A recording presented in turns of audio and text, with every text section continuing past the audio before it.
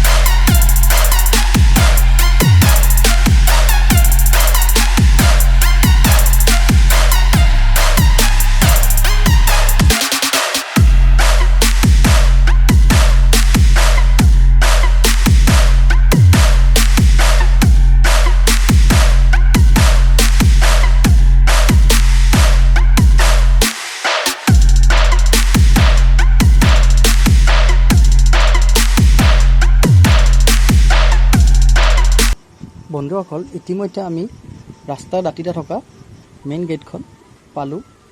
ইয়াৰ পৰা আৰু মন্দিৰলৈ 1 কিলোমিটাৰ দূৰ খোজকাঢ়ি যাব লাগিব।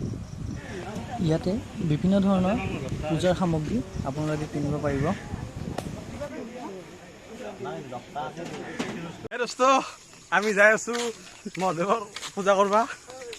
আমি গোটাই মাখান জয় মাতা দি মাৰি দিছো। এই মাখান চাওক বঢ়িয়া নহয় দোস্তি। জয় মাতা দি নহয় ঐ।